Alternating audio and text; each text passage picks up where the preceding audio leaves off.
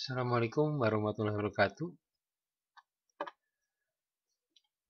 Halo guys, kita bertemu di mata kuliah Teknik Proyeksi Bisnis di Universitas Hasan Pasim di semester pendek ini. Kita nanti total ada beberapa pertemuan. Oke, kita langsung aja masuk ke materinya.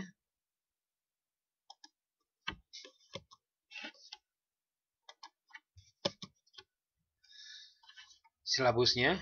Jadi di sini nanti silabusnya kita bahas pertama mengenai definisi dari teknik proyeksi bisnis, kemudian tujuan teknik dari proyeksi bisnis, metode-metode dalam teknik proyeksi bisnis, dan studi kasus di teknik proyeksi bisnis. Untuk penilaian sama seperti mata kuliah yang lain, yaitu 10% untuk kehadiran, 20% tugas, 30% UTS, dan 40% UAS. Oke, sekarang kita lihat apa itu pengertian dari teknik proyeksi bisnis. Teknik proyeksi bisnis ini adalah suatu cara atau pendekatan untuk menentukan ada ramalan atau perkiraan mengenai sesuatu yang di masa akan datang. Ya, ada kata ramalan atau perkiraan mengenai sesuatu yang di masa mendatang.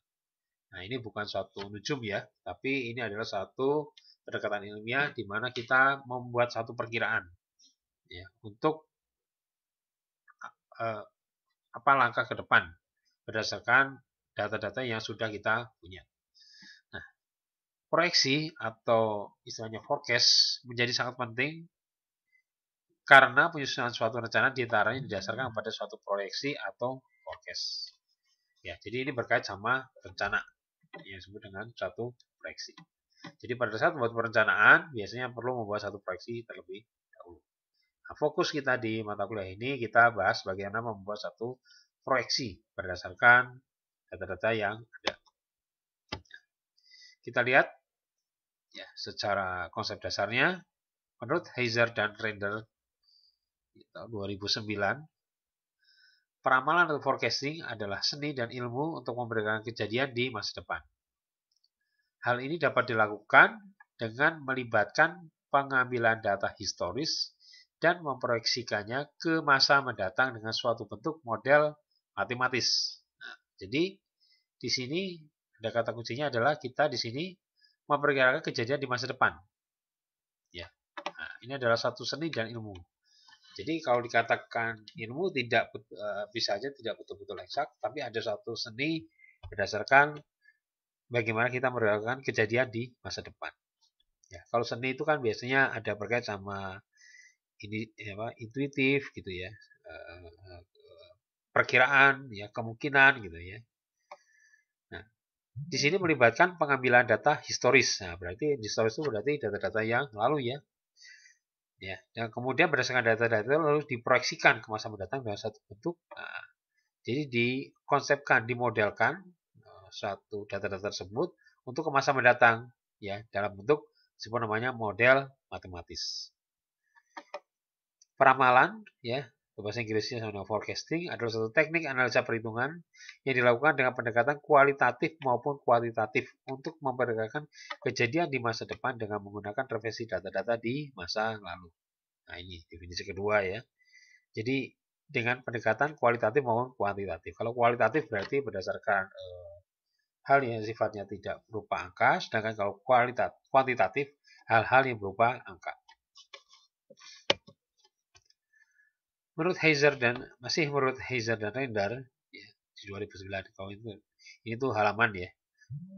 Peramalan atau forecasting memiliki tujuan sebagai berikut. Untuk mengkaji kebijakan perusahaan yang berlaku saat ini dan di masa lalu serta melihat sejauh mana pengaruhnya di masa mendatang.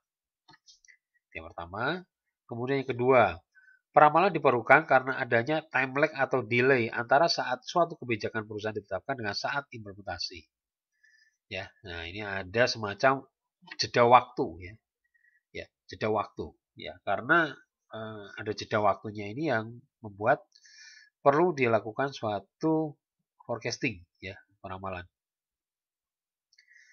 Ya, dengan tujuan supaya gap itu bisa hilang ya. Nah, ini nanti kita lihat ya kepada contoh kasusnya. Peramalan merupakan dasar penyusunan bisnis pada suatu perusahaan sehingga dapat meningkatkan efektivitas suatu rencana bisnis. Ya. Jadi menjadi dasar penyusunan ya, bukan penyusutan ya. Penyusunan bisnis pada suatu perusahaan. Ya, bukan penyusutan bisnis ya. Ini salah ketik ya, penyusunan suatu perusahaan sehingga dapat meningkatkan efektivitas suatu rencana bisnis. Artinya kalau efektif itu kan bisa tercapai ya, apa yang ingin menjadi tujuan. Ini tujuan dari forecasting. Nah, kita lihat jenis-jenis peramalan. Ada berdasarkan horizon waktu. Peramalan atau forecasting dapat menjadi 3 jenis ya, berdasarkan waktu. Ada namanya peramalan jangka panjang, yaitu mencakup waktu lebih besar dari 18 bulan. Misalnya peramalan yang diperlukan dalam kaitannya dengan penanaman modal, perencanaan fasilitas, dan perencanaan untuk kegiatan lead bank. Ya, jangka panjang ini biasanya terkait sama visi, ya. Visi dari suatu usaha tersebut. Ya, kalau kita bicara visi itu bicara jangka panjang. Nah, ini untuk membentuk suatu visi itu menjadi logis, nah bisa dilakukan semacam forecasting yang jangka panjang. Kemudian ada peramalan jangka menengah, yaitu mencakup waktu antara 3 sampai 18 bulan. Nah, jadi lebih pendek ya. Kalau ini lebih dari 18 bulan, ya berarti 1 tahun lebih ya. 1 tahun kan 12 bulan ya, kurang lebih sampai 2 tahun. Jangka menengah 3 sampai 18 bulan. Jangka pendek mencakup waktu antara kurang dari 3 bulan.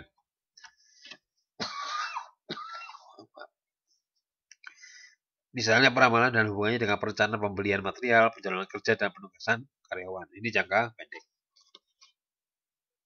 Ini berdasarkan waktu, jadi ada 3. Kemudian berdasarkan jenis. Ada peramalan ekonomi, peramalan teknologi, dan peramalan permintaan. Ya. Nah, ini semua bisa dengan pendekatan matematis. Nah, peramalan ekonomi ini adalah peramalan menjelaskan siklus bisnis dengan memprediksi tingkat inflasi, ketersediaan uang, dana yang dibutuhkan untuk membangun perumahan atau indikator perencanaan lainnya. Ya, seperti saat ini pandemi ini peramalan ekonomi sesuatu yang relatif menjadi sangat sulit untuk dilakukan karena tingkat ketidakpastiannya menjadi sangat tinggi pada saat ini. Ya. Kemudian peramalan teknologi. Peramalan ini memperhatikan tingkat kemajuan teknologi yang dapat meluncurkan produk baru yang menarik yang membutuhkan pabrik dan peralatan yang baru. Nah, ini sebagai juga untuk mengamankan hal-hal yang dengan perkembangan satu teknologi. Karena teknologi itu kadang-kadang bisa mendisrupsi dari suatu hal-hal yang sudah berjalan menjadi berubah tiba-tiba ya. Seperti Gojek saat ini ya, yang bisa mendisrupsi dalam sistem transportasi. Ya, mungkin di bidang-bidang lain pelayanan juga saat ini mulai terdisrupsi karena pelayanan juga sudah tidak banyak memerlukan orang, yang hanya dengan sistem. Nah, itu peramalan teknologi. Artinya dengan kita tahu apa lagi teknologi yang berkembang ke depan, nah kita bisa mengamankan kira-kira rencana bisnis ini akan bisa relevan atau tidak untuk ke depannya. Peramalan permintaan atau demand forecast. Ada proyeksi permintaan untuk produk atau layanan perusahaan. Proyeksi permintaan untuk produk atau layanan suatu perusahaan. Ya. Peramalan ini juga disebut peramalan penjualan yang mengendalikan produksi, kapasitas, serta sistem penjadwalan dan menjadi input bagi perencanaan keuangan, pemasaran, dan sumber daya manusia. Nah, ini berkait sama pembuatan satu produk ya. Untuk produk, kira-kira produk ini masih relevan untuk dibuat atau perlu ada perubahan atau kalaupun dibuat berapa banyak yang mesti dibuat sehingga bisa tepat gitu ya. Jangan sampai kalau dibuatnya terlalu banyak ya bisa rugi, dibuatnya terlalu sedikit juga rugi. Artinya ada permintaan tapi barang nggak ada. Itu juga suatu kerugian.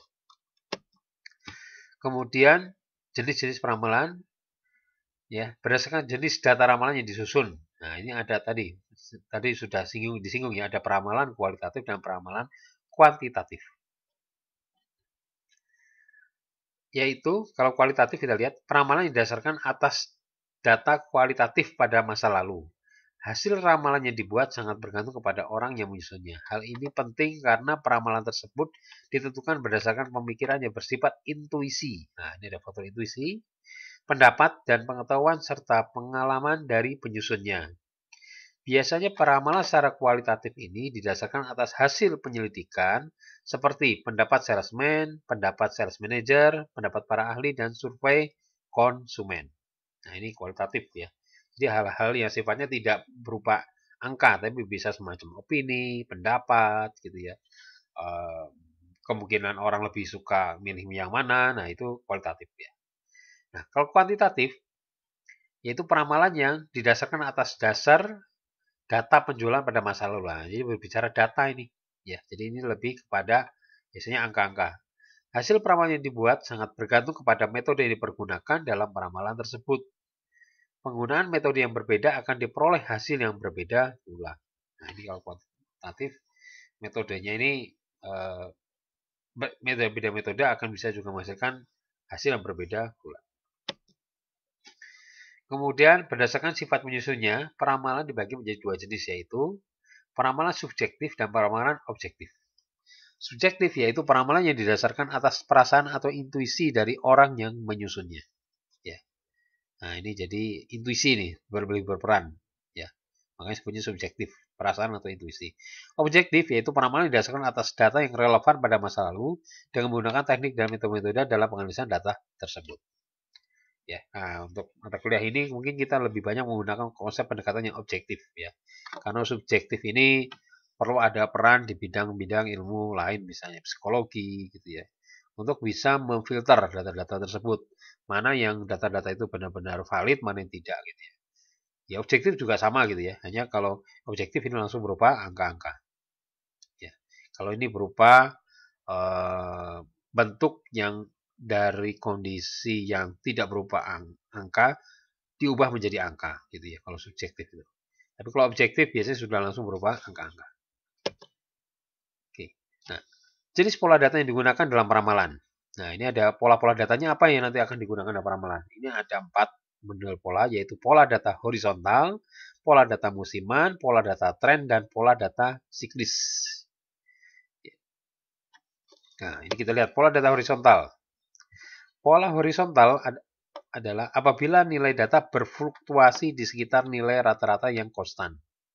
Nah, jadi sebenarnya ini datanya kalaupun naik turun dia hampir bisa dikatakan sebenarnya relatif tetap gitu ya. Nah, deret seperti ini stasioner terhadap nilai rata-ratanya. Contoh produk penjualan yang tidak meningkat atau berkurang, jadi stuck gitu ya. Jadi tetap segitu gitu. Kalau hari misalnya bulan ini terjual 100, bulan depan juga terjualnya paling 101 gitu ya, 102 ataupun turun 98. Jadi tidak terlalu berbeda jauh gitu ya. Kalaupun tadi turun 98, bulan depannya naik lagi 102. Jadi saling tertutup ya. Jadi adalah kalau bentuk grafiknya jadi ini kan jadi saling menutupi. Ini ada naik tapi jadi turun. Jadi sebenarnya relatif sama ya. Kalau ini ada naik, terus ada turun. Nah, ini kalau digabung ini bisa jadi katakan relatif sama sehingga bisa dikatakan nah ini mas sebenarnya ya lurus saja gitu polanya itu ya. Polanya hampir lurus. Ya. Ini sebenarnya pola horizontal. Ya, ini waktu, ini datanya. Kemudian pola data musiman.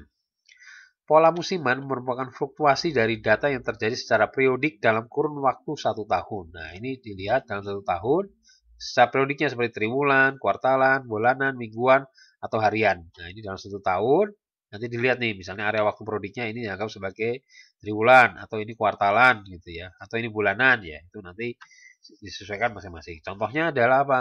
Misalnya penjualan produk seperti minuman ringan ya, es krim ini kan ada masa-masanya ya, seperti es krim ya. Ini enak mungkin pada saat musim panas. Pada saat musim dingin mungkin tidak akan terlalu orang banyak berminat. Kemudian pemanas ruangan ya, ini mungkin pada saat musim dingin ya, pemanas ruangannya. Kita kalau di Indonesia mungkin ya tidak ada ya, tapi kalau di luar ini pada saat kondisi musim dingin pemanas ruangan menjadi sesuatu yang datanya nanti akan tinggi gitu ya. Tapi pada saat dia uh, tidak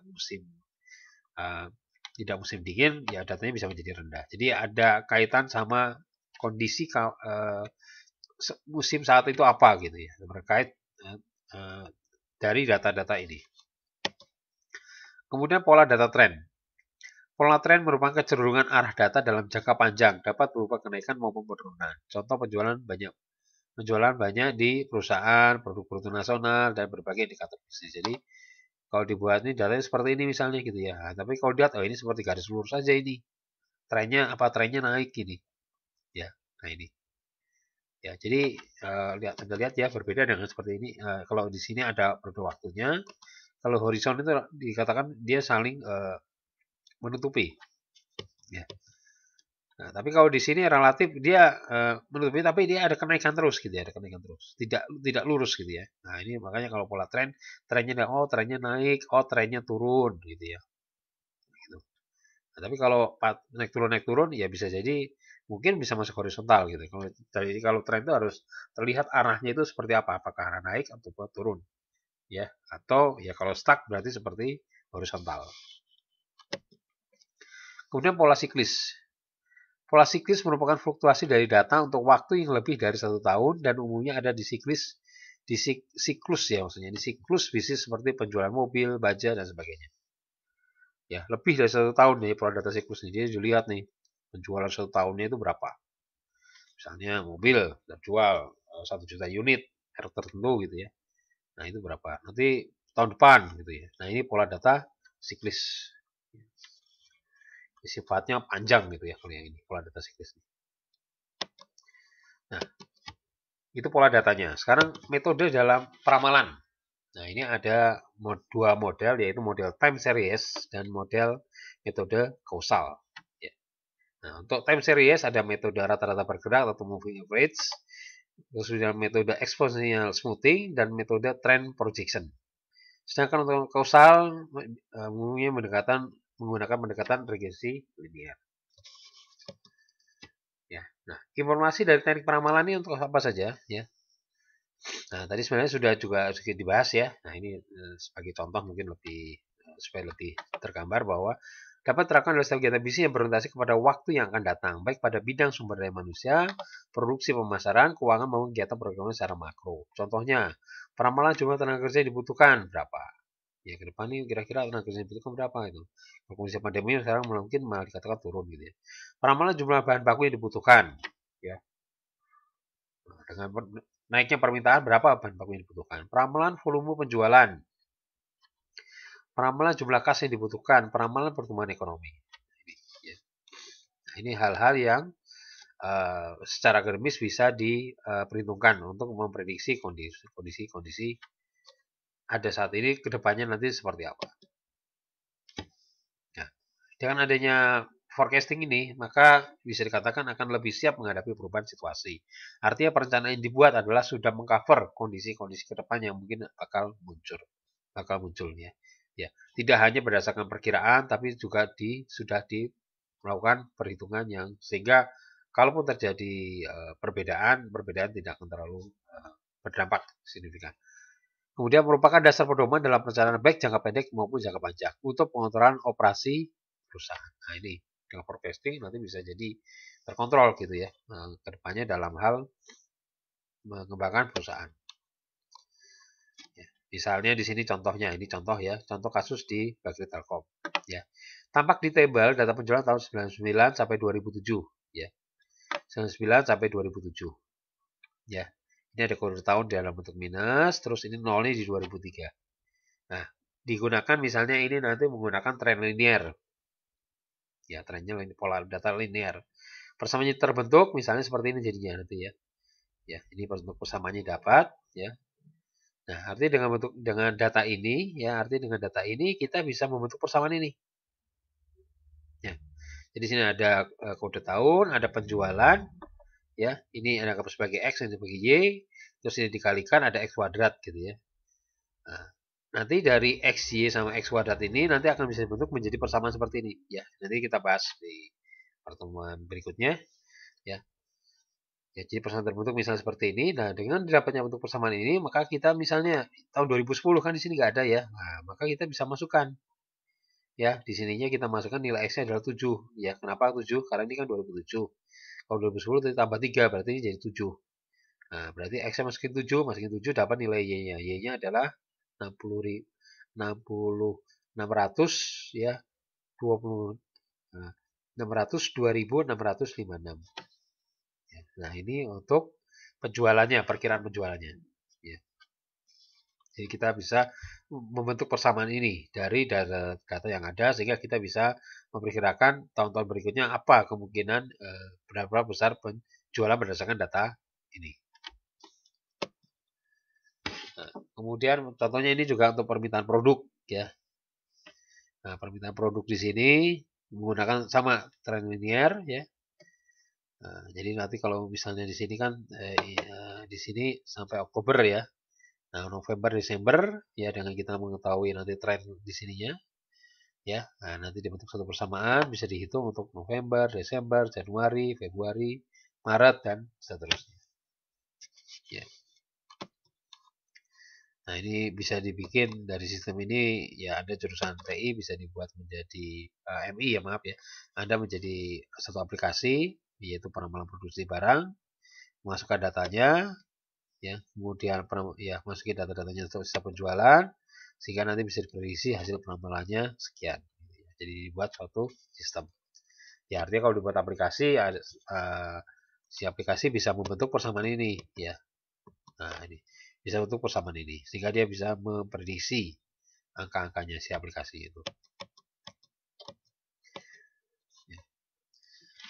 Oke, demikian ya untuk pertemuan hari ini. Untuk video berikutnya nanti kita lanjutkan di pertemuan berikutnya. Tutup, billahi taufiq walhidayah. Wassalamualaikum warahmatullahi wabarakatuh.